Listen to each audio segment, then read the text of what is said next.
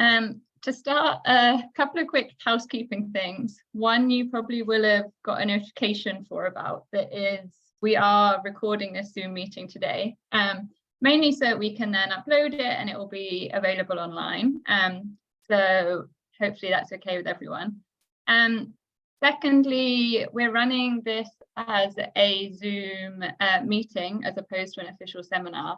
So if we can ask everyone joining from the audience today just to keep their cameras off and sounds muted throughout the presentations, just to help eliminate any kind of background noise or any interruptions to the presentations there. And the last little housekeeping rule before we get started is if in your settings you select for speaker view instead of gallery view, that should help to give you a better experience with viewing the presentations today. So welcome to our third Evolving Conservation Leaders seminar with the Osprey Leadership Foundation, which I'm very pleased to welcome you to. I'm Bethan Mason and I'm a mentee of the charity. And I've been involved with them almost 3 years now. They've been supporting me. Hopefully, as you're here, you all know about Osprey Leadership Foundation. But in case not, to give you a very brief summary, they're a charity that are working with young people and early career conservationists to support them to find their voice and their real unlocking their potential, particularly equipping them with skill sets for leadership within the conservation sector. A lot of these people are already doing amazing things, 3 of which we get to hear about tonight. So tonight we've got 3 wonderful speakers, all with very exciting talks lined up for you. First of all, we'll have Adele talking about ancient trees and their protection as living legends. And then we have Sara, who's going to be talking about the Rewilding Network across Britain. And then we'll be finishing up with Anya with the role of black grouse in conservation of the Welsh uplands. So I think we're definitely in for a treat tonight. I'm sure as these talks are going on, different questions will be coming up and arising. If you just type them into the chat feature, and then what we'll do is we'll keep our eye on that. And at the end of each talk, we'll present those questions to the presenters. Each talk will be around 15 to 20 minutes with some time for questions after that. And we'll be all finished up by 9 o'clock. So I'd like to invite you to sit back, relax, hopefully enjoy, think of any questions. And hopefully with the wonders of modern technology, we'll be able to get started with our first speaker, Adele, sharing her screen, and your talk can be underway. Absolutely, thank you. Right, let me know if you can all see that okay. First of all, hello everyone. Today I'm going to take you through our Living Legends campaign at the Woodland Trust, the context of legal protection for trees in the UK, and then I'll take you through a trip we've recently taken to Poland. I'm hoping you come away from this filled with plenty of thoughts and questions for what legal protection for trees and nature more generally could look like in the future. I'm a campaigner at the Woodland Trust, where I've been working since 2021, and I got involved with the Osprey Leadership Foundation recently at their Becoming a Conservation Leader course in April to May, and I'm a mentee. Okay, so first of all, I'll take you through a bit of what campaigning is. So essentially, it involves coordinating activities and targeted actions to seek and demonstrate support for a policy change, or more often recently, demonstrate disagreement with proposals that threaten woods and trees. It's often described as similar to marketing, but our outcomes are policy objectives. So we make the policy jargon accessible for the public so they can engage with campaigns, because when it comes to saving nature, every voice counts. All right, so the UK is rich in ancient and veteran trees, but we are too complacent. The world has grown up around our oldest and most important trees, meaning that today they find themselves in circumstances that are very different and challenging. Firstly, they have a lack of space. There's threats from tree diseases and invasive species, and there's a lack of future age ancients, so they need a continuous and connected succession of trees to become ancients of the future. And this, of course, doesn't include direct threats that trees face from felling. Current protection in the UK comes from tree preservation orders. So it's a form of legal protection that can only be given to some trees, and there are vast differences on how councils apply them. They can only be placed on trees with amenity values. They must be accessible by the public. So a tree with enormous wildlife, historic or intrinsic value, but is on private land with no public access, can't be given a tree preservation order. There's also protection and planning policies. So national planning frameworks say that ancient and veteran trees should only be felled in wholly exceptional circumstances. It's vital protection, but it's applied inconsistently and is only policy, so new governments can easily change it. It only applies where there is a planning application, and there's nothing stopping trees being lost when there is no application involved. I think it's also worth mentioning that the definition of wholly exceptional circumstances is very different in this group of conservationists versus developers, for example. And then there's also tree professionals and campaigners helping to save trees on the ground, and they can make all the difference and are often the only thing that actually saves trees. So for example, in this picture, you can see a beech tree that is 300 years old, and it's about the same sort of age as the arch it's next to. However, the arch is grade 2 listed, which provides it with legal protection, and the tree isn't legally protected at all. And so the tree was due to be felled to reduce the damage to the arch, but it's been saved, luckily. But it's this sort of comparison that we're regularly seeing. Okay, so here's a case study. And essentially, so this is the Caversham oak, or the King's Spy oak in Reading. It's a fairly recent case where a planning application was submitted to build a 3-bed property on the location of this tree. It's over 700 years old, over 11 metres in girth, and has a tree preservation order on it. It was used by parliamentary forces during the English Civil War in April 1643, I think I've got the date right, as a spy tree to spot the royalist forces of King Charles I. The offering from the developer for the loss of this tree was to plant 2 trees, one in the front garden, one in the back. However, in the planning application, the tree was accused of being of little ecological merit.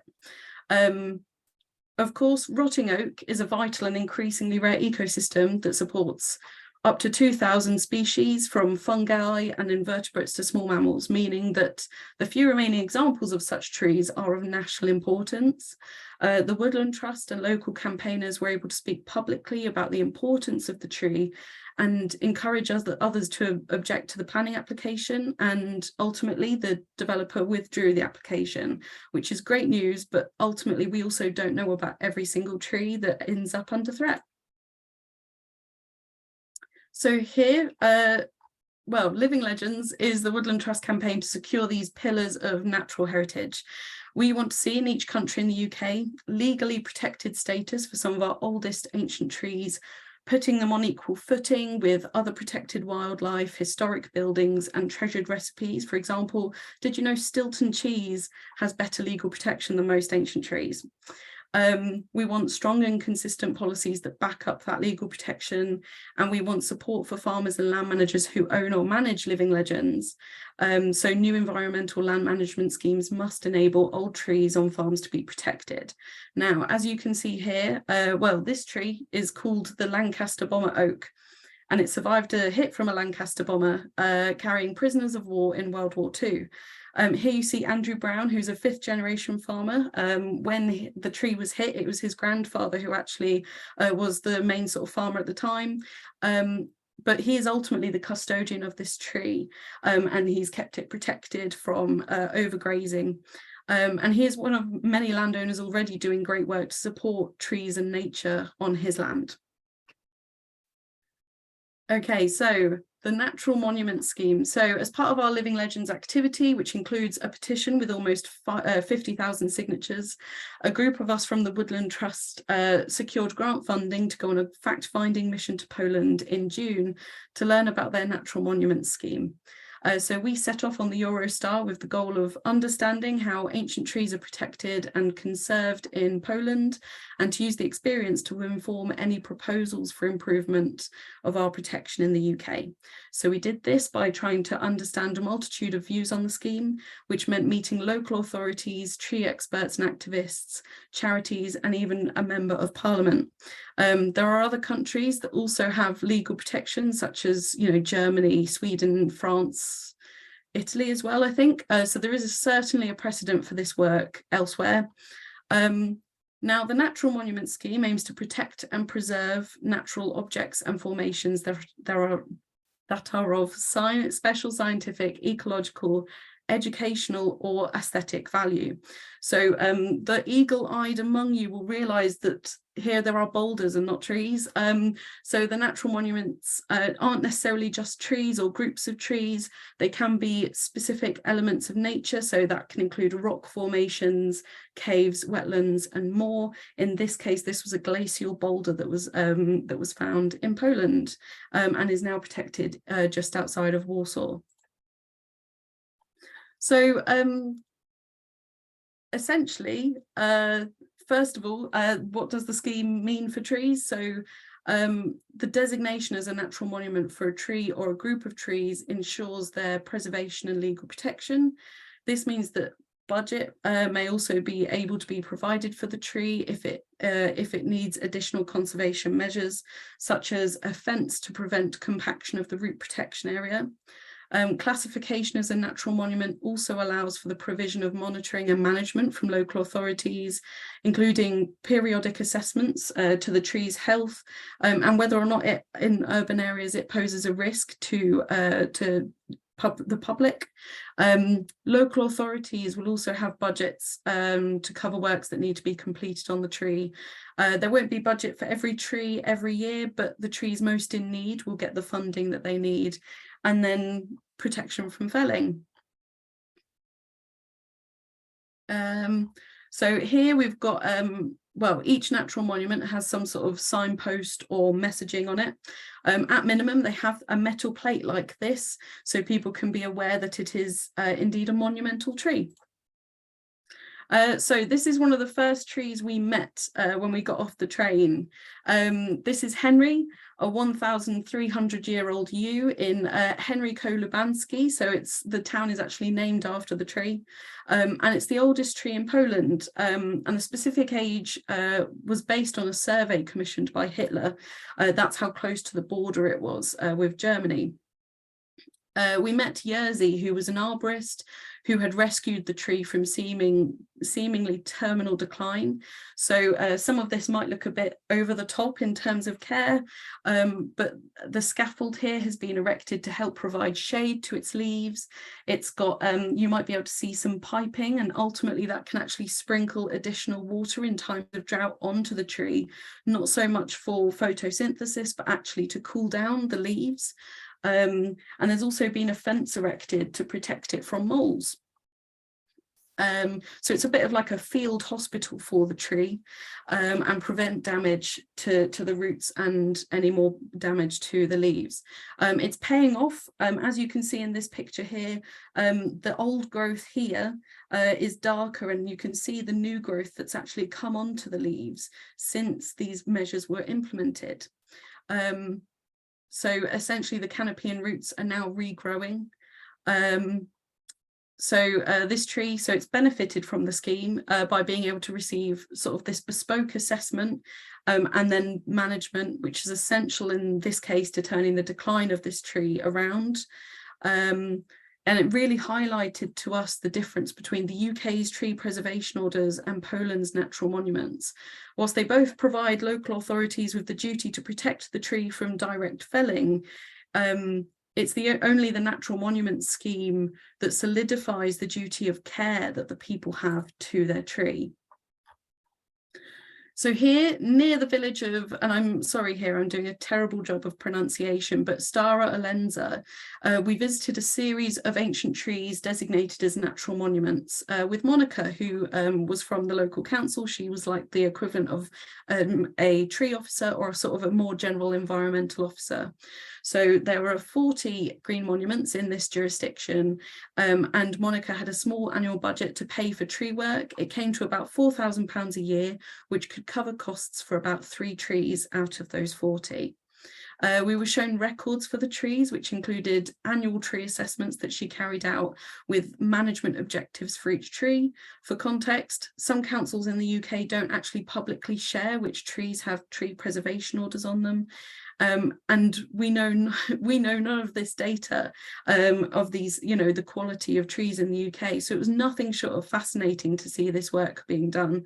Here we learned about an issue about the application in the scheme for local councils. So in smaller sort of local authorities, there isn't the capacity and resources to care for all of the trees. Unless it's prioritised by an environmental officer. In this area, they were lucky to have someone who engaged with and saw the value in these living legends. And these trees were also on private land owned by a water company nearby. So with the Natural Monuments Scheme, there is a shared responsibility between the council and the landowners to look after the trees. Landowners were often content to have their trees designated as natural monuments, as it meant the care could be supported by the council, and it wasn't the duty of the landowner on their own to care for them. Here we've got Mieszko on the outskirts of Warsaw. So we visited with Piotr, an arborist who manages the tree for this tree for the Office for Nature Protection, which oversees about 350 green monuments in Warsaw. So it was a very different experience to the other sort of local authority we'd seen. 2/3 of this tree are dead. The remaining third, which is this limb here, lives on with support from a prop, and actually it lives on with support from the dead section too. You can see actually quite an interesting history of tree conservation here. So we've got metal straps, which were regularly used in the 1930s. You can't see here, but there is actually concrete in the trunk, which is a practice that was more common in the 1980s.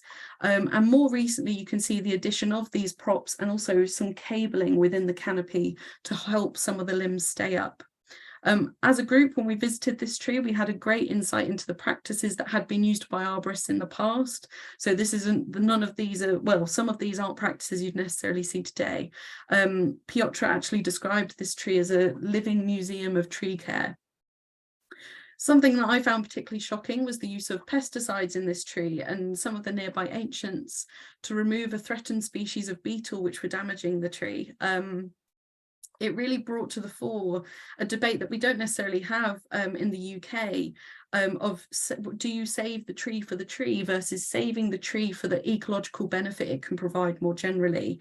So it seems like a rather niche debate, but dependent upon the wording in law, it could change what the care could look like for the tree. We then also went to Bałlewice Forest. So this was on our last day. So Bałlewice Forest is a UNESCO World Heritage Site. It's considered to be one of the last and largest areas of remaining sort of primeval forest in Europe. You can only get access to this part of the park with a guide or in good weather. Our guide described the forest as natural as it gets. We saw a giant dead oak tree, not this tree, this is another tree. I think this one has been, the bark has been shredded off, largely in part due to the hermit beetle. So yes, our guide, so we saw a giant dead oak tree, which did have green monument status, and actually that applied until the tree was fully decomposed. In this area, the status is mostly of symbolic value within the park, as the national park designation actually highly protects the whole forest. So in the forest, there could have been, if it didn't have that designation, could have had 12,000 plus trees that could have been green or sort of natural monuments in the park. But actually in Bałlewice, in this area that we visited, there were only about 30 to 40. Something that we really learned here and really thought about was the difference of ancient trees in urban settings to ancient trees in sort of woodland and forest. So in urban settings, they can be seen as a threat to people, a nuisance. You see on social media pictures of neighbours, one who wants the tree and the other who's cut the sort of canopy in half because they don't want it overshadowing their land. Whereas in these woodland settings, they're very much left. So there were no props, none of the sort of care we'd seen on the other trees. And it's like two extremes in the spectrum of sort of tree care. So in the woodland, natural regeneration is the preference for tree growth, rather than sort of tree growth, rather than tree planting, which is very different to urban areas. And this one was more sort of a visit because we wanted to see this specific tree. So this is Dabdoonin, which is also translated to the forest warden. It's an ancient oak near the Bałowieca forest, and it was the 2022 European Tree of the Year, so it's a celebrity in its own right. At its base, Camille, who was our esteemed guide for the week, found signs of the hermit beetle, but ultimately trees like this can provide the only habitat for miles around for this protected species. If any of you are familiar with European Tree of the Year, you will know that Poland do very well. So if they don't come first, they're usually second or third. They usually poll very highly. So we started to think about why that might be the case. We weren't there long enough to necessarily survey public or speak to many members of the public about trees. But we started to think about, why it might be the case that actually they do very well and why this legal protection is there. So one thing we did hear about was a popular parody account on Instagram that had been promoting the petition, the competition in Poland, but we also got a greater sense that there was a cultural pride for these trees. We also contemplated the braces in the canopy, so you can't see from here, but like in the other tree, it had sort of braces that were holding limbs, that were connecting limbs to make sure certain dead limbs didn't fall. And we sort of reflected on the courses of direction that tree management decisions trigger. So does our love for trees lead to management because we feel the need to do something? We don't want to see it deteriorate, even though actually the shedding of sort of dead limbs is a very natural process. Ultimately, one of our lessons was we don't have all the answers. But we spent a lot of time contemplating this on our way home. Now, I hope you don't mind. I've tried to make sure this didn't come across as a sort of holiday snaps presentation, but indulge me. Here are some holiday snaps. This is some more dead wood in Bałowieca. And there were also, unfortunately, you can't see it properly here, some very straight pathways that had actually been built by Russians when this area of land had previously been under Russian occupation, because actually Bałowieca is half on the board. Well, half of it is in Poland, the other half is in Belarus. I probably misled you all slightly by just calling this presentation Lessons from Poland, but the reality is that we've come away with so many questions too about the natural monument scheme and how it could work in the UK. I certainly think as conservationists, a lot of our answers to these questions will look similar, but for us, the next step is changing the minds of those with the power to get legal protection for old and special trees in the UK. Of course, it's worth mentioning that Poland has a very different context to the UK. But as I mentioned before, when we were there, we got a sense that there was a general public appreciation for these trees. We couldn't say for why, but there certainly was one. And certainly, if you look at the results of European Tree of the Year, Poland has a truly impressive turnout. So what's next? This has very much been a whistle-stop tour, so thank you ever so much. Firstly, I wouldn't be doing my job if I didn't ask you to sign the petition, for which I will put in the chat, and you can also find it on the Woodland Trust website. At the moment, we are developing a report for tree experts and practitioners of our reflections from the visit and what we think better legal protection in the UK could look like. If you'd like to have it sent to you when it's published, feel free to email me and I'll put you on the list. But if you do have any further questions about living legends or conservation campaigning more generally, you're also more than welcome to get in touch, and I'm always happy to give advice and give thoughts. But otherwise, thank you ever so much for watching.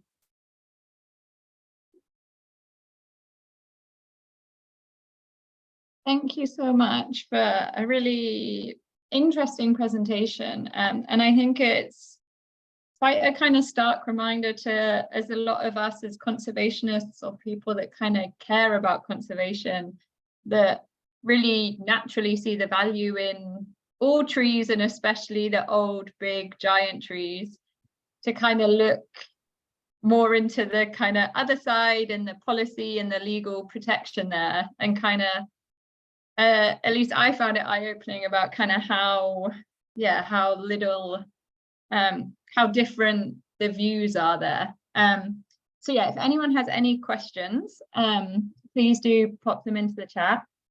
We're getting comments coming in thanking you, saying it's really interesting, and that that people hadn't really thought about that concept of regulations. While we wait for some other people to type their questions, as there's still a couple of minutes for the next speaker, I have one that I guess I can fire away with. What did you kind of come across as the most common way that these stories of these trees and these names are shared? Like, are they shared widely? Is it they're passed down through the community or families, or like how there's so much like heritage in the stories themselves there as well as the trees?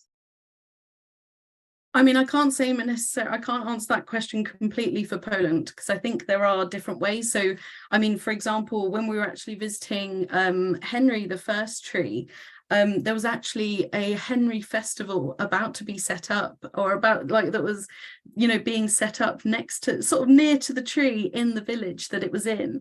And it was a yearly sort of, grouping that everyone in the community comes to.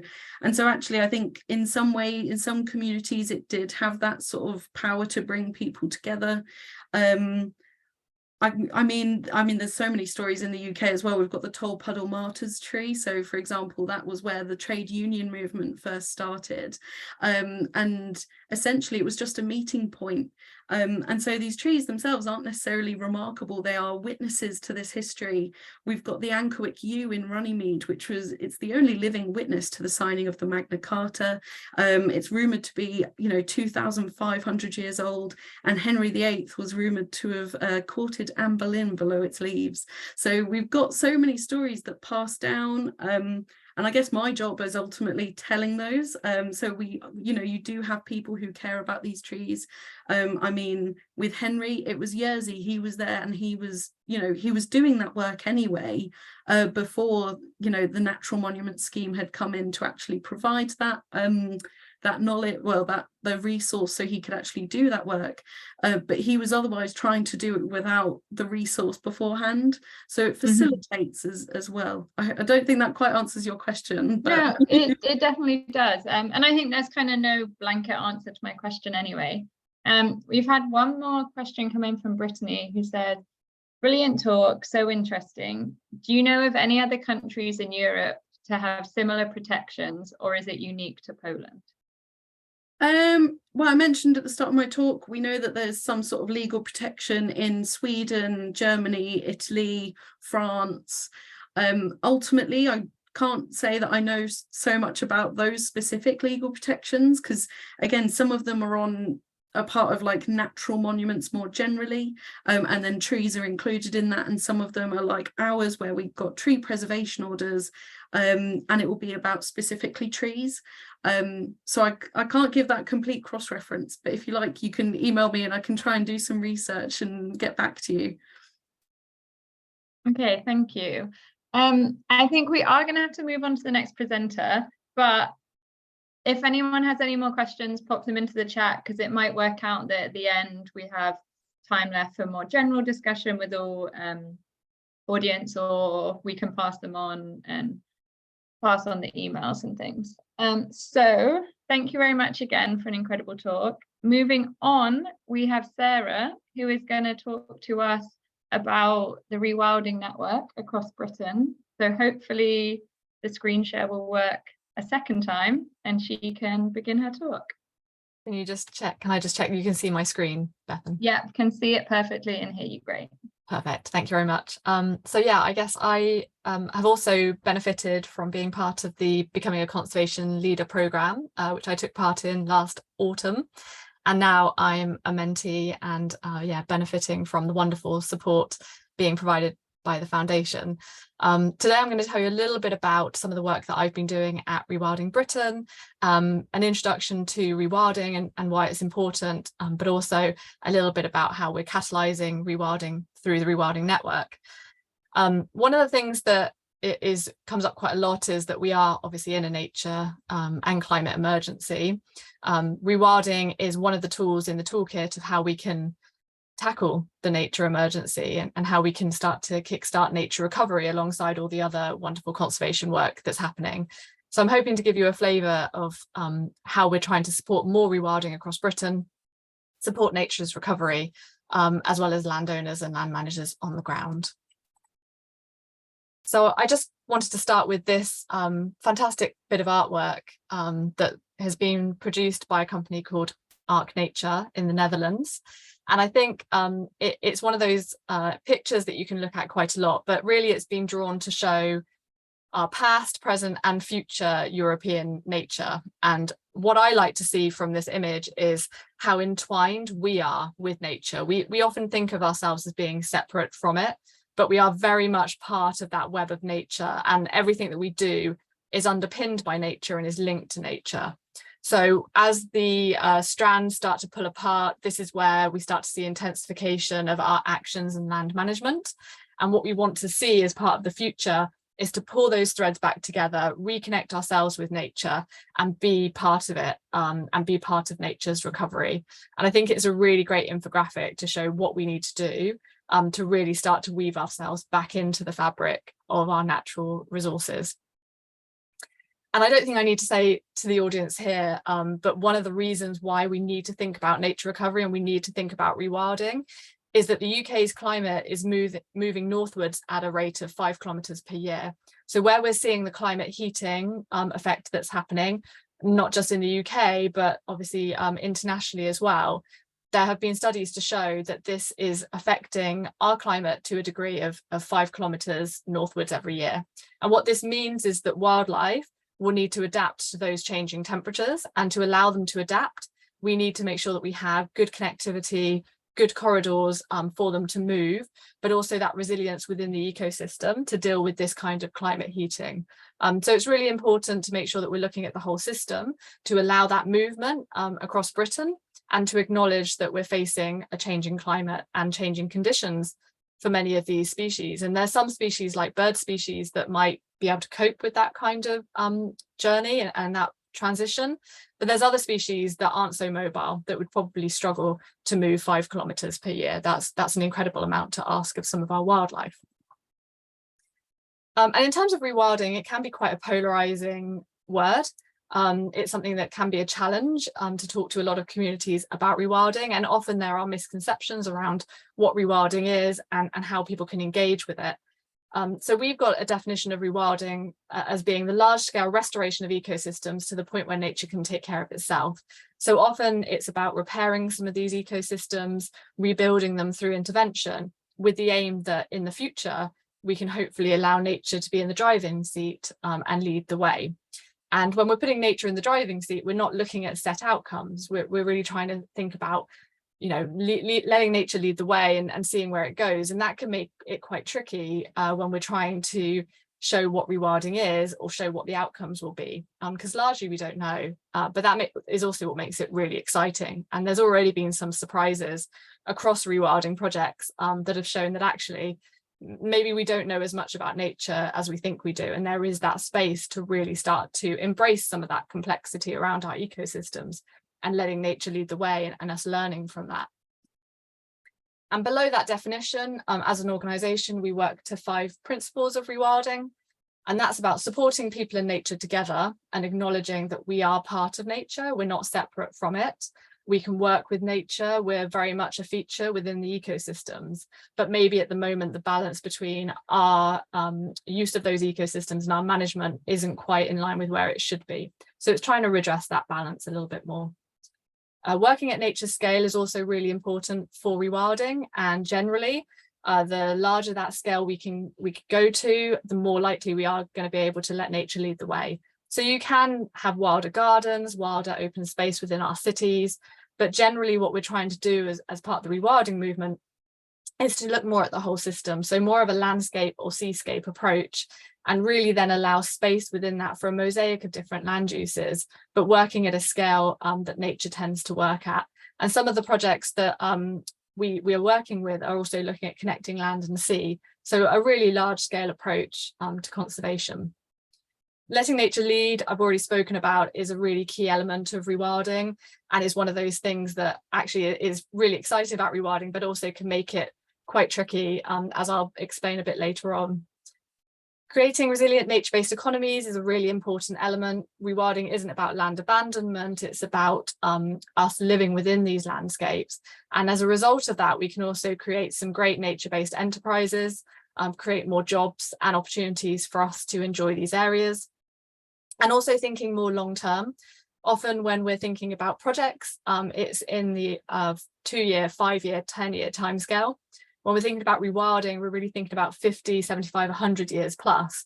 And there are some rewilding projects that have actually started developing their 100-year vision, their 1000-year vision, because really that's the long-term thinking that we need when we're thinking about nature's time frame. So that requires quite a shift as well in some of our thinking and some of our funding.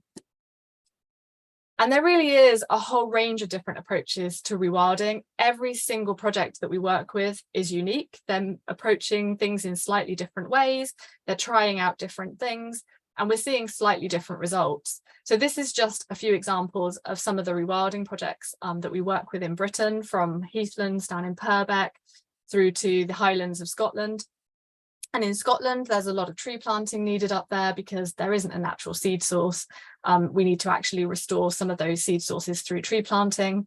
Whereas in the lowlands of England, where we've got the Nep estate, we can allow and encourage more natural regeneration of that woodland and wood pasture habitat because there is already that seed source there. So you can't really write a book on how to rewild everywhere or have an off-the-shelf solution. It really is about reading the land, understanding the land, and then starting to kind of test out new and innovative approaches, which is, as I said earlier on, I think makes it really exciting, but it does make it really difficult when we're engaging with landowners and policymakers and other stakeholders, because often they want some security of what things are going to look like, what those outcomes are going to be. And that can make it really difficult when rewilding is still quite a new movement and we're still learning as we go. We're also building the evidence base around rewilding, and we do that through the Rewilding Network, which I'll talk about in a moment. But through building up the evidence of rewilding, what we're doing is we can then go to policymakers and other stakeholders and say, this is the impact rewilding is having, not just on nature recovery, but also on people. We've been analysing a sample of projects across the network, and already that has shown a 47% increase in full-time equivalent jobs. Not only more jobs, and this is within 10 years of rewilding, but a higher diversity of jobs as well. So things like tourism jobs, education programs, well-being programs, social prescribing, green prescribing. We're also seeing land management roles, so graziers and livestock managers, as well as ecology jobs through monitoring and evidence building. So a whole variety of different people can get engaged with these rewilding projects. And this is where it can support not just jobs and volunteer opportunities, but also those local enterprises and opportunities for rural communities. We also have seen through the network that there's been a 9-fold increase in volunteering opportunities. So opportunities for people to get out in nature, reconnect with these areas and start to take part, whether that's through wardens and engaging with people where they're coming and enjoying these projects, or tree planting up in Scotland. It's a really great way to engage those local communities and give them that sense of place. And we've also started building the rewilding evidence around the ecology impacts of rewilding. All sites are still supporting grazing animals, so usually cattle, horses and pigs, as well as some deer. And these really are the natural proxies of our missing herbivores, such as the extinct aurochs. the extinct wild horses, and also wild boar, which can be quite tricky to reintroduce because of the Dangerous Wild Animals Act. So through building the evidence across these rewilding projects, we hope that we can then build a picture of what's happening, which will hopefully give some stakeholders a little bit more certainty around the impact that they're having. But I think it can also give us the opportunity to see those surprises that come in. The Knepp estate in Sussex is a Rewilding Network project. Many probably are familiar with it. And they weren't expecting to have purple emperor butterflies come back, especially within such a short time frame. Purple emperor butterflies were expected to be woodland species, and they didn't have the right woodland at the Knepp estate to be able to support them.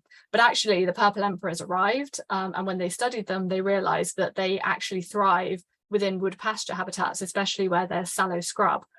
So I think there's those surprises that come in that actually is improving our knowledge base of how these ecosystems normally function. And actually those surprises are really exciting because it builds our knowledge base around nature recovery and some of the complexity around ecosystems. So my role at Rewilding Britain is predominantly supporting projects on the ground who are rewilding. And we do that through our Rewilding Network, which is still quite new. It launched at the beginning of 2021.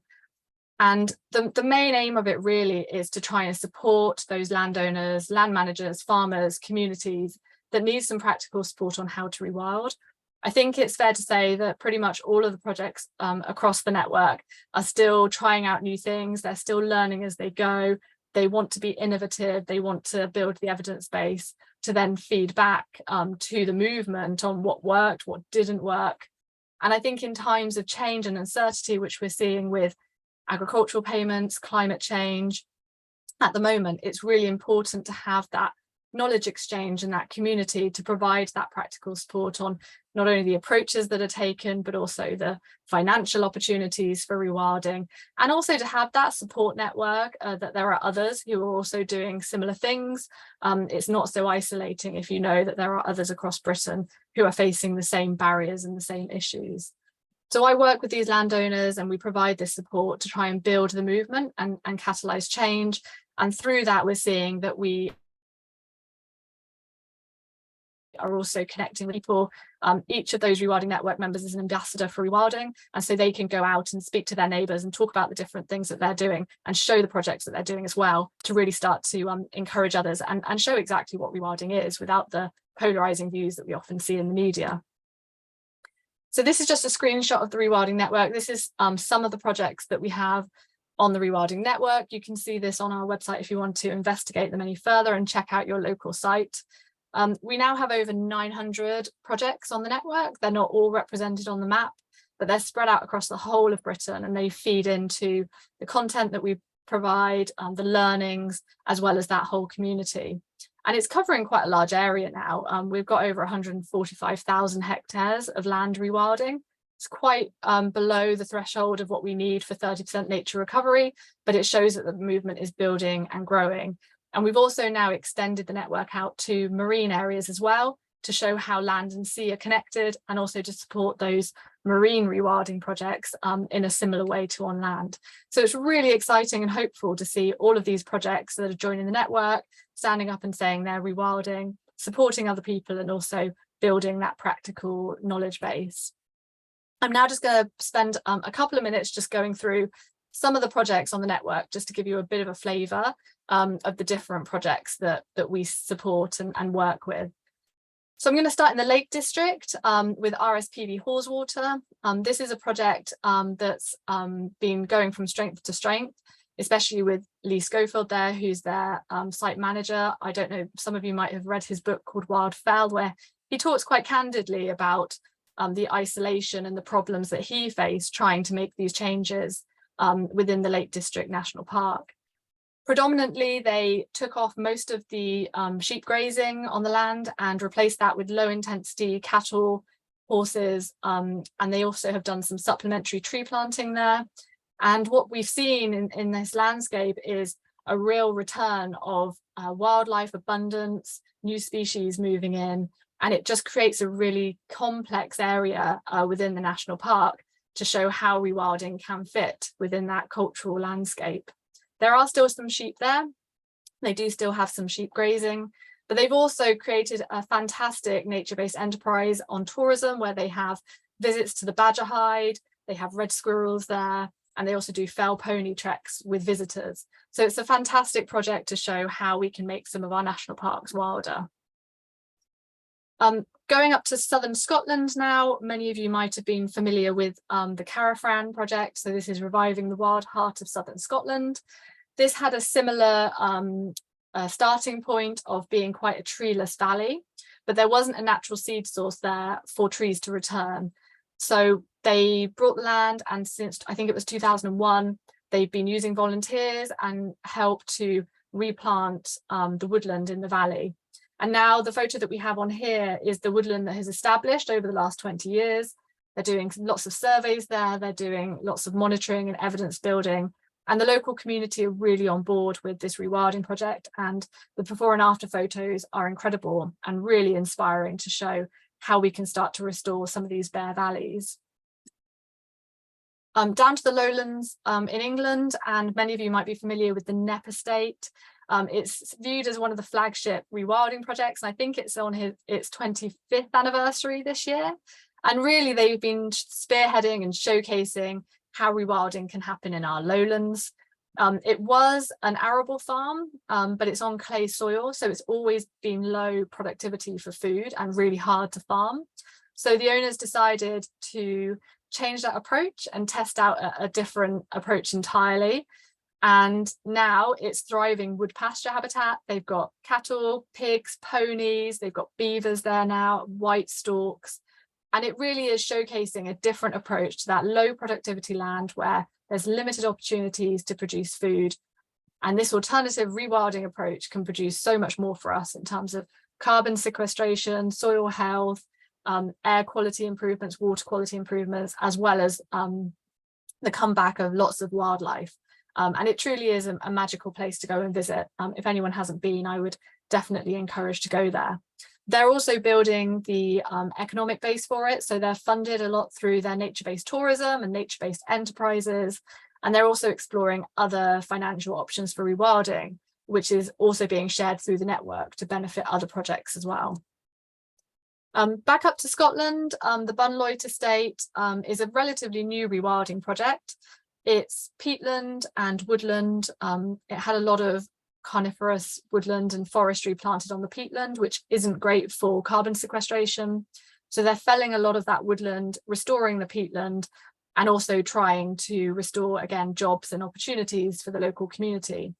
What's also really exciting about the Bunloit estate is it's part of a new organisation called Highlands Rewilding, where they're trying to expand out and get more people involved with rewilding. And they opened up a community share scheme, I think it was the end of last year, to allow people to buy shares directly into the business. And then that money is then invested into more rewilding projects across Scotland. So it's an alternative land ownership model that will hopefully, again, be able to lead to others to learn from that and gain some knowledge. Still in Scotland, this is southern Scotland. There's the Langham community buyout that happened. I think it was the end of last year. This is a really exciting project because it's a really large scale piece of land. It's a former grouse moor, and I think it's also being managed through intensive sheep grazing. And the estate was put up for sale, and the local community decided they were going to try and buy the land for the community. And they succeeded. They raised £3.8 million. And they managed to buy a significant chunk of land in southern Scotland, and the community are now involved in the design of the land, and they are doing really well to get everyone involved in what they want to see and how they want to rewild it. And it's going to provide a fantastic resource and recreational opportunity for the local community to see this project grow, see the rewilding happening, but also be able to go and enjoy it. And I think, again, provides that model for other communities who might want to look at buyouts and gives them that model and approach. Going down a scale, looking at some medium scale projects, there's Wild Ken Hill in Norfolk. This project is really exciting because they've taken 3 different approaches to rewilding. So they've got their traditional nature conservation area on the coast where they are very outcome focused and they have prescriptive management plans. In the middle of their land, they're doing rewilding. They've got beavers in an enclosure. They've got similar grazing animals to the Knepp estate, and they're doing nature tours and getting people access to those areas.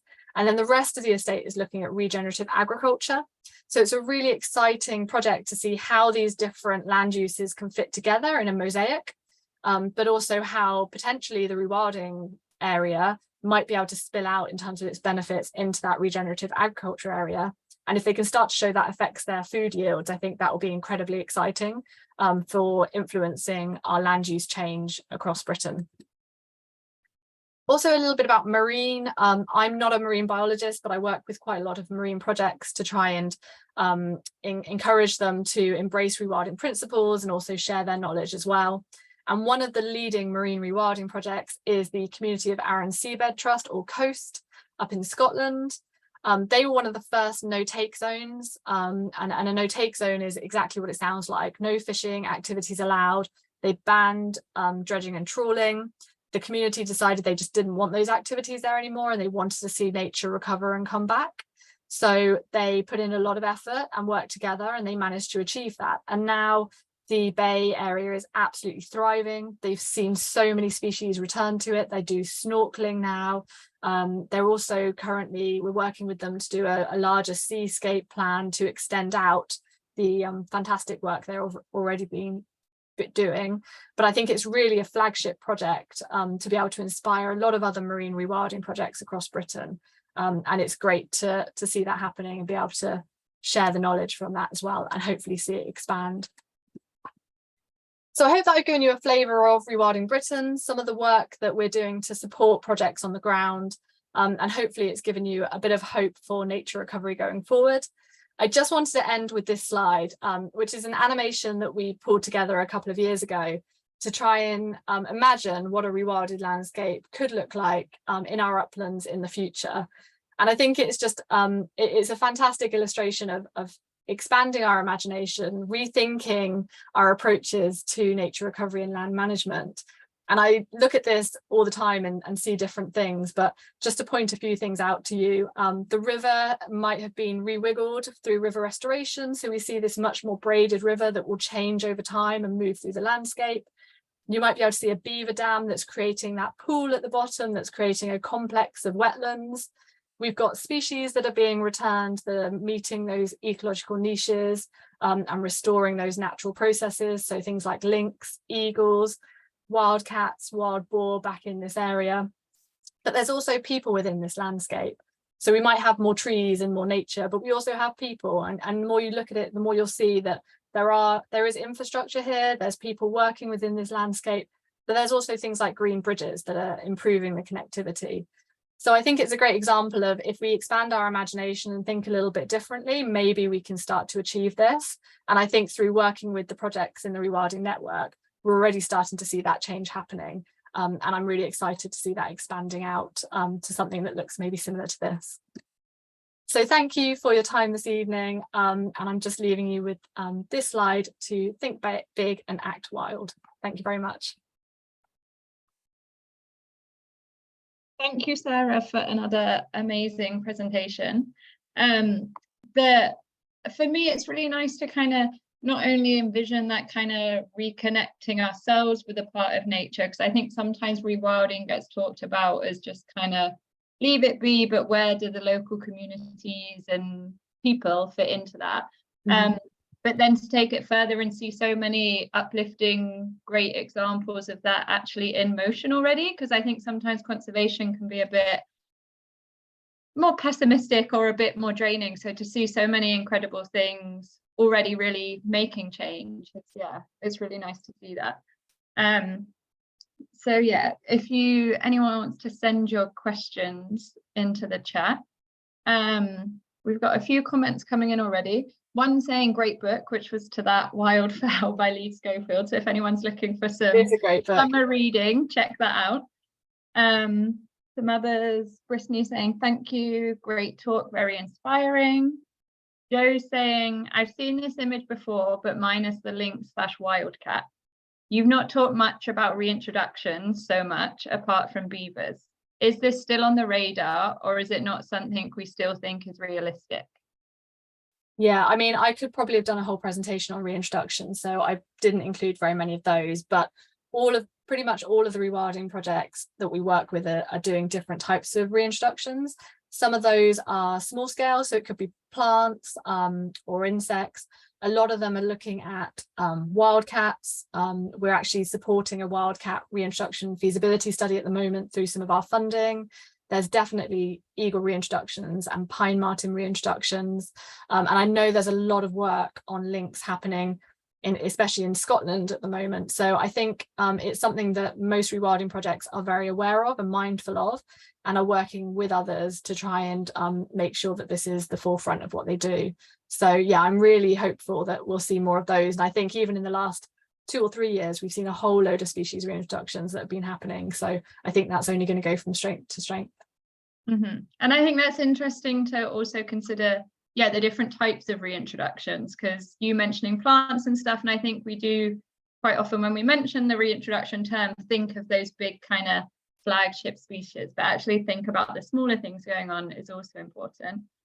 A comment from Hannah: that was so good, thanks Sarah. I live near Inverness and it's really nice to hear about all the projects in Scotland. I've heard a bit about the Rewilding Network, but it's good to have a clearer outline of it.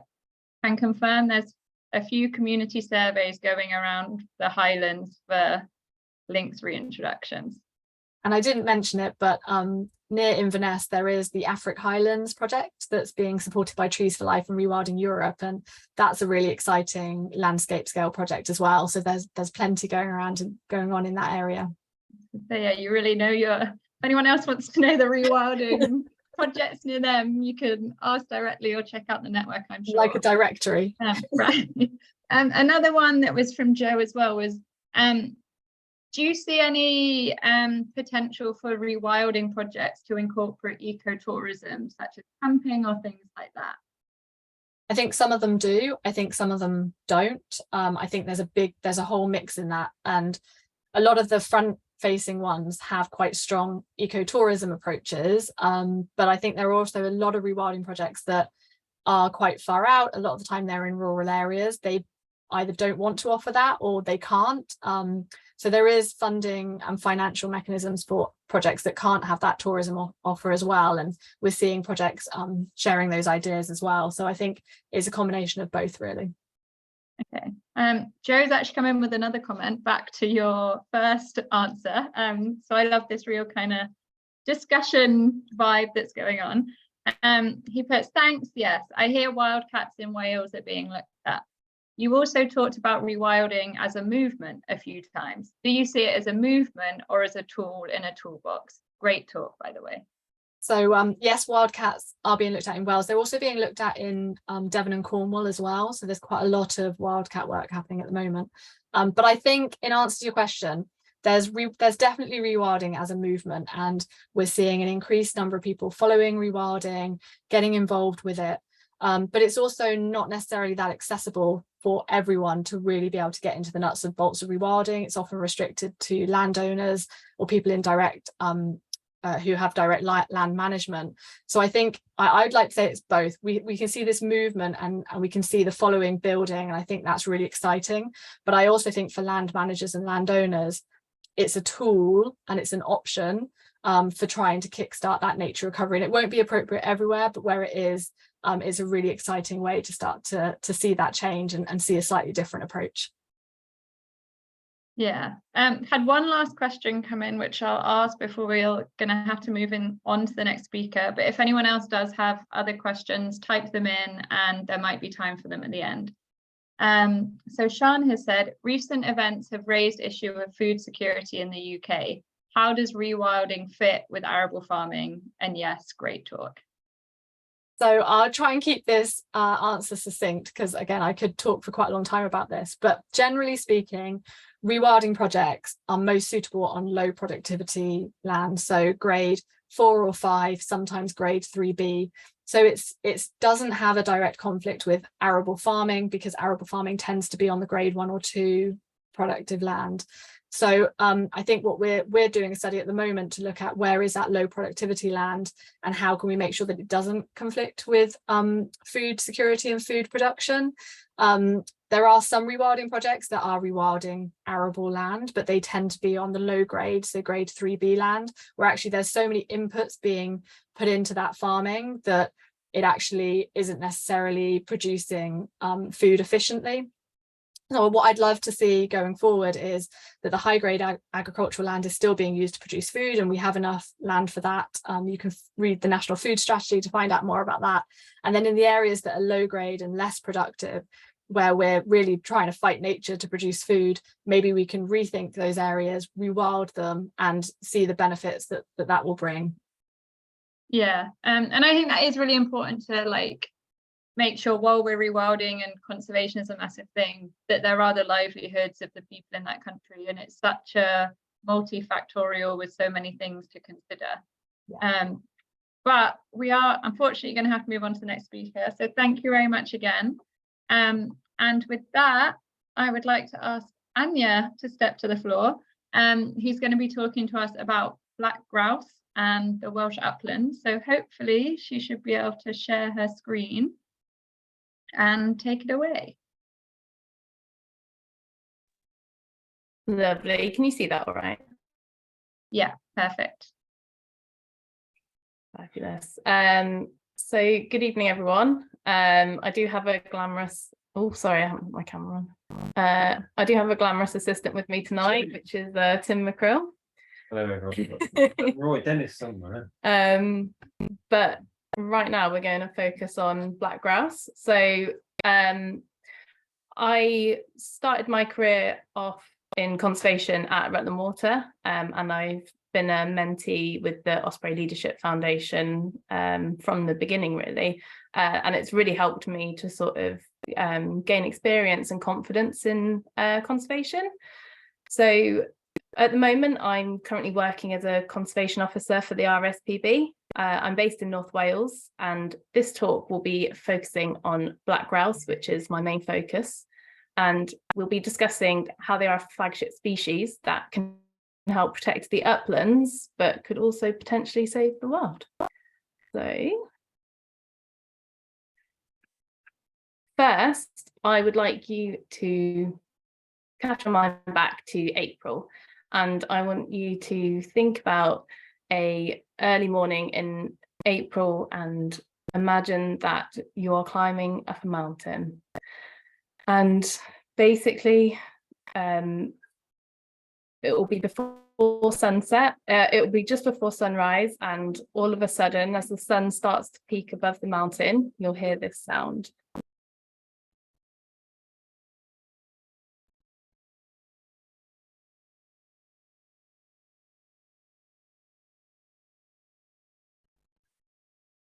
So that is the bubbling of the black grouse, also accompanied by a bit of a curlew there. And I am also going to show you a quick video, which I'm hoping you'll be able to see, just because I think the black grouse lek is one of the really iconic moments of this species. And basically, they're one of the few species in the UK that actually do come together in these leks. The other being snipe have very small leks, and capercaillie also lek. So really having the chance to watch these species lek is one of our kind of most magical nature phenomena. So I'm going to play this video and hope that it loads.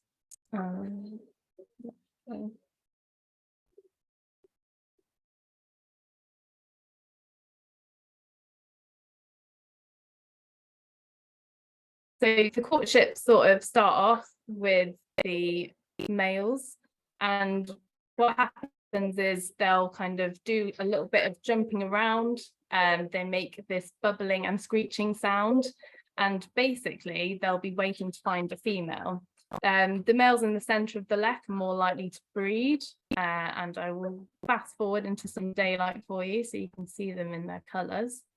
But they are a really stunning bird. And I don't think that's going to work, so I'm going to skip that. If I can.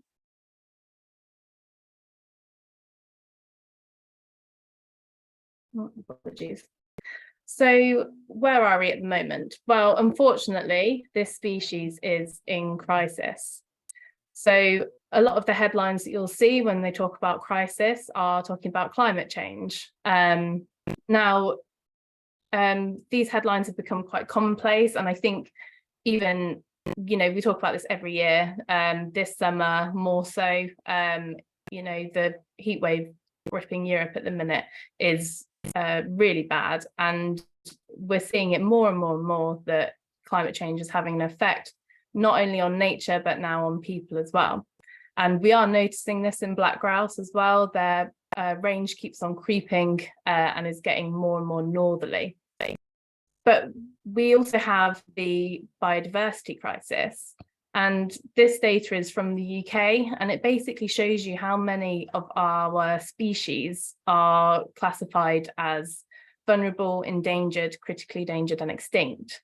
And as you can see, it's extremely high, especially for birds. Now, climate change is obviously one of the biggest drivers of this, and I just think it's really important to highlight how badly it is. It's plainly obvious that it's warmer and drier each year, and unfortunately it's our upland specialists that are really affected by this. Unlike other species that can shift their range, upland species don't have much else to go, so it does lead to their extinction, and they're not able to move. So what is happening with black grouse in Wales? So I think this graph is quite useful because in the early 90s, we had a massive project for black grouse. And this was because the black grouse numbers had declined so much. And basically, you can see from 1995, the numbers begin to rise. And basically, this is from that intervention and habitat management. However, in the kind of mid-teens, the project finished and there wasn't much focus on black grouse anymore. And from that point on, the black grouse numbers are declining and they're dropping at pretty substantial rates. And it doesn't seem to be a natural fluctuation. It does seem to be caused by a lack of suitable habitat. But overall, what is causing biodiversity loss? So there are a few things. Obviously, there's climate change, which I've discussed as one of the biggest drivers. There's habitat loss, there's invasive species, pollution, and overexploitation. But how does this affect black grouse? Well, climate change, not only does it make our uplands and peatlands a lot drier, but it also causes fluctuations in weather. So this means that we get a lot more rain in June now, and rain in June is one of the massive issues for black grouse.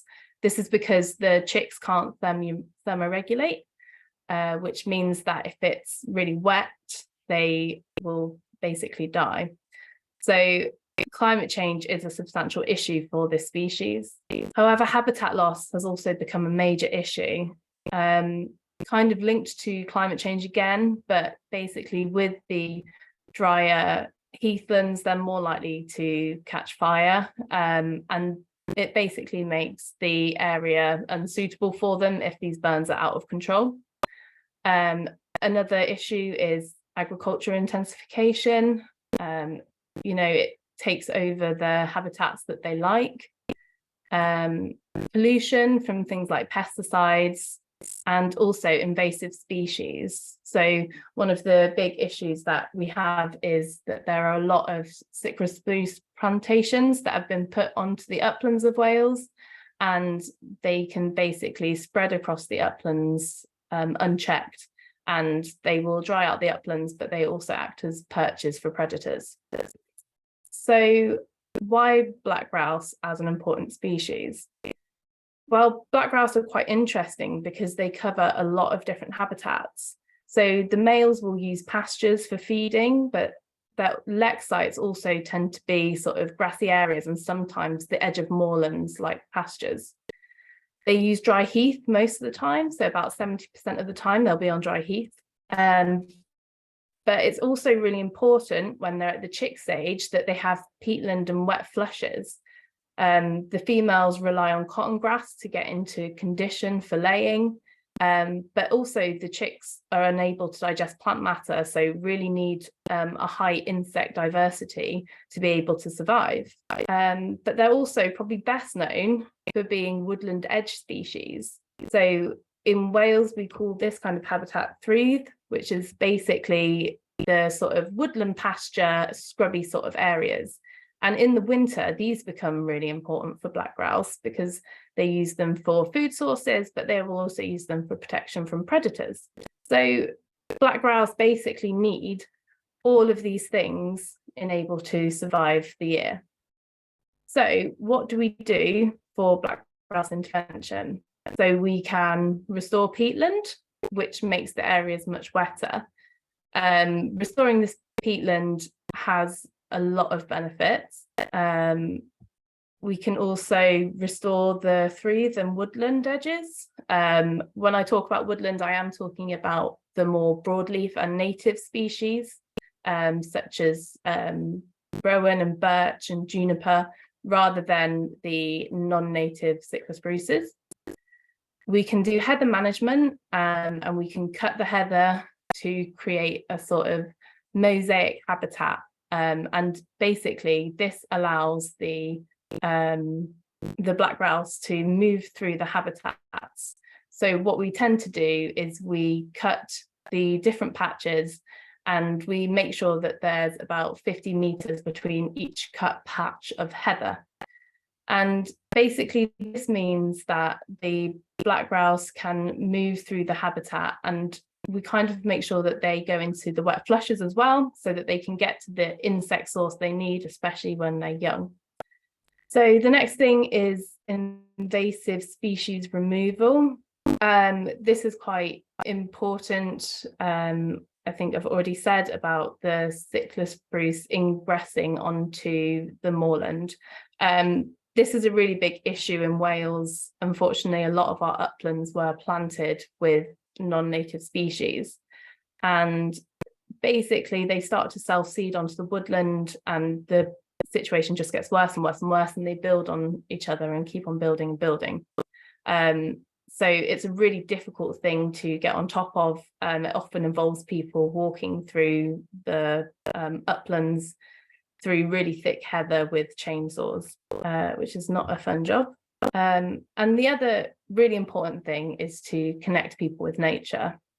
There can be a lot of disturbance to black grouse leks. They can be quite easily disturbed. So a few issues that I have noticed recently is that with a lot more people coming on board with electric mountain bikes, it means that they can get a lot further into the uplands than they used to, which means that we see a lot more people coming up into places that they wouldn't have necessarily come to before. And this does cause quite a lot of disturbance, especially when people are going off footpaths and away from tracks. And the other issue is dogs off leads as well, especially during the breeding season. We see a lot of incidents of them flushing birds, which obviously is not ideal. So basically, by kind of educating and kind of showing people these birds, it gives them that want to kind of protect them themselves. A lot of the local communities around the sites where we do still have black grouse are really keen to keep them, and they are species champions. So I think it's important to keep that connection with nature up. So now I want to look at the benefits that we get from doing this restoration. So peatland restoration is often done by blocking sort of gullies and creating bunds across an area. And basically what we can do is we can block an area and let it fill naturally, and it will basically, the sphagnum will regenerate itself and come back. And not only does this take in more carbon and act as a really good carbon storage, but it also works as a sponge and can help improve water quality and prevent flooding. So peatland restoration is a really key thing. And the next thing is the creation of trees. So this is a tree pipit, and by creating these sort of feathered edges to our woodland, we are helping another species that is also in decline, which is the tree pipit. So it's really important to kind of make sure that we have broadleaf along these plantation edges, so it's not just a hard straight line of trees, it is a feathered edge, preferably with broadleaf trees in there. Another species that benefits from both of these things is the curlew. So a really good intervention for curlew is restoring peatland as well. And when we restore peatland, we also get the insects come back, and it helps increase that insect diversity on the uplands, which can feed a range of species. So if we're increasing these sort of bottom of the food chain species like pipits, which include meadow pipits and tree pipits, then we're providing food for higher predators like hen harrier. Black grouse also help to disperse seeds, which is good for plants. And we're providing a chance for people to connect with nature. I think it's quite key for people to get out there and experience watching a black grouse lek. If you get the chance to do it, I can highly recommend it. It's a really magical experience. And I think it works very well as a flagship species, because you can sort of see amazing species, and you'll also get to see so many other species when you're up in the uplands in the early mornings. So I think that was everything. So obviously you'll not find black grouse in Gotham fighting crime, but they are a powerful flagship species that should be conserved in their own right. However, it's also important to see how the species fits into their ecosystem and how dependent they are on each other. Often when we're trying to save one species, we can undertake actions that will have a range of benefits for both people and wildlife. I think we should really highlight this and not overlook it. And yeah, that is the end of my talk. However, before I go on to questions, I would quite like to just pull in Tim and Roy and basically say congratulations for helping basically fledge the first chick in England. Obviously not taking the spotlight away from black grouse, but having the first chick in England has been very exciting. Thanks, Anya. I think you probably deserve more of an award for doing that talk with us two in the room. But, anyway, yeah, it's been a good week for us with the eagle chick being announced, Roy, isn't it? Fantastic. And one of the important things is that where an animal presently lives may not be the best place for it. It's quite often just a result of human persecution in the good areas. And by moving white-tailed eagles into southern England, people thought it would never work. But the food supply is fantastic, and they're going to do exceptionally well. Whereas in northern Scotland, with such a hostile environment and a relatively impoverished food supply, some of the birds struggle. So yeah, so it's been it's early days, yeah. But it's been a great week, and we're you know, one of the really pleasing things is that the birds that are bred are only 3 years old, and that really does show you that the habitat quality is there to support the birds, and hopefully things do very well. And we hope that as you know the years progress, the population will spread all along the south coast. So yeah, really good. Anyway, Anya, we're stealing your thunder. You're talking about black grouse and white-tailed eagles. No, thank you very much, both. I think a lot of the people in OLF will agree that kind of having you two around has been really inspirational, and yeah, kind of gives us hope when we're kind of on an uphill battle with a lot of things. So thank you very much, both, and yeah, congratulations, well done. Do you want me to say a few more words? Go on. Go on. Yeah, it's been wonderful to listen to you, but do remember your key work is to do with nature, and be incredibly bold. and don't wait for time. Get on with it. You have got to pick up all the mistakes that my generation made. So it's a big job to, work on climate destruction. I don't say climate change anymore, and nature, destruction as well. And I think the other thing is, remember what is your key work. And you don't have to work everything out for farmers and foresters and tourist bodies. They've got loads of money to talk about that. So make certain you know where your real concentrated interest is. And I just wish you all well. I think it's a marvelous time to be in nature. There may not be many jobs, but there should be many, many more jobs. If we just got rid of those 2 aircraft carriers, why the hell have we got those nowadays? And then there would be a lot more money. And you must fight for those, and fight with your politicians. Talk to your politicians. And there's never been a time in my lifetime when the wind of change is behind you. I had so many arguments with farmers, foresters, chemical manufacturers, and they basically used to say, just get lost, Roy. You're irrelevant. So all speed to you. Great. Thank you very much, Roy. I think, yeah, we've got some amazing talk there and some added conservation insight, which is wonderful. I'm going to quickly kind of try and pull a few of the comments from that. And I think, yeah, was surprised. I knew very little about black grouse, at the diverse range of kind of habitat niches they have there, and how that kind of really can enable them to be such a flagship species for conservation. And there's a number of comments congratulating the white-tailed eagle team.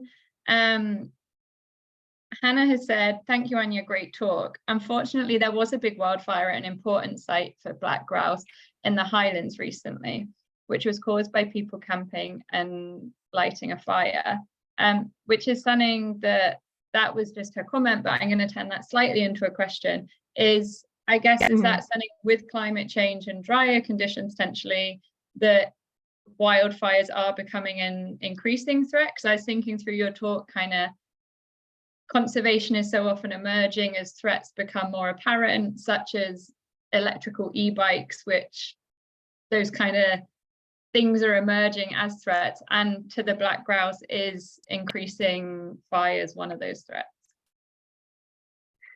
Yeah, definitely. I mean, obviously, fire has been used as a heather management tool for many, many years. However, a lot of what I am finding is that the kind of expertise and the knowledge of kind of doing those burns for management has been lost slightly. So it's not always the most, like, the safest tool to use. It can still be a useful tool, but again, you really need to know what you're doing. And I think in terms of kind of those unregulated fires, they have become such an issue. And, I cannot press enough how damaging these unregulated fires can be. They burn so deeply through the peat layer that, hundreds of years of kind of time making that peat is destroyed in an instant, basically. We have an area that had a very bad fire in 2018 and it still hasn't recovered. There's nothing growing there apart from one moss species, I think, maybe a handful of others, but the bilberries and the heather and all those other species haven't come back yet. So I think it's really important that we allow people and give them a way to enjoy the outdoors, but it really needs to be done safely. And that's part of the challenge, is kind of showing people the best way to enjoy the outdoors. And yeah, please just don't have campfires or barbecues outside. Yeah. I would advise you, after I've asked the question, to read through the comments. There's a lot of nice ones coming in, commenting on how excellent or great your talk was. Joe has asked a question, and he said, what's your position on lethal predator control in the absence of natural predators? Is it something you do? And he's put an additional comment saying he's just read Curlew Moon, an amazing book which talks a lot about this in relation to saving the curlew from extinction. Yeah, of course. I think predator control is probably one of the most difficult things that I have to contend with as well. You know, as a conservationist, you know, it's not really in our ethical or moral kind of toolbox to, you know, go out there and promote killing things. However, having said that, when you see a species is very much on the edge, then I do think that it is something that we perhaps need to do.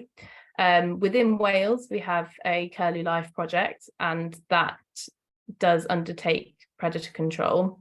However, they also do a lot of non-lethal options. So they have a permanent fence around a key area for curlews. They go out and they electric fence nest every nest that they find. Sort of, they do quite a big radius around the nest, which obviously stops badgers, foxes, any kind of terrestrial predators. However, obviously it is extremely difficult to then watch as, you know, these birds that you've been watching basically since, you know, their inception then get predated by something, and you get to the point where the productivity of these species are so low that they are going to go extinct. In that case, I think we do need to think about predator control, and that is something that we do for our Curlew project.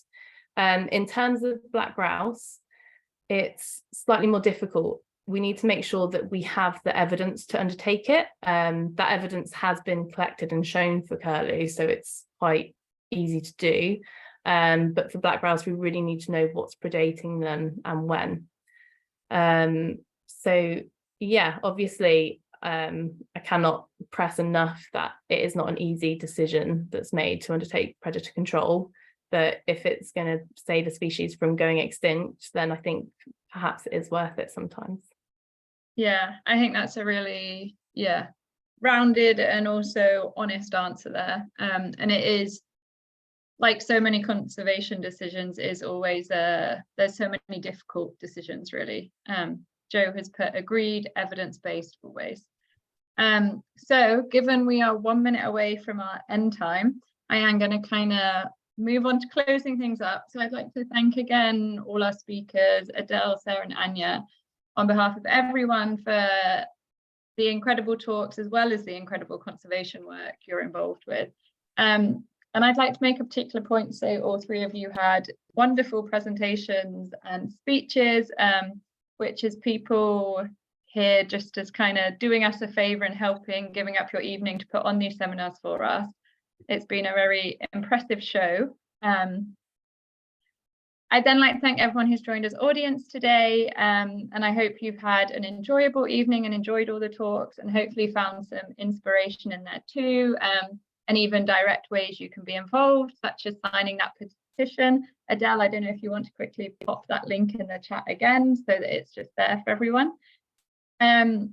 I'd then also like to thank all the regular supporters of OLF, the Osprey Leadership Foundation, as really without your ongoing support, none of this would be possible.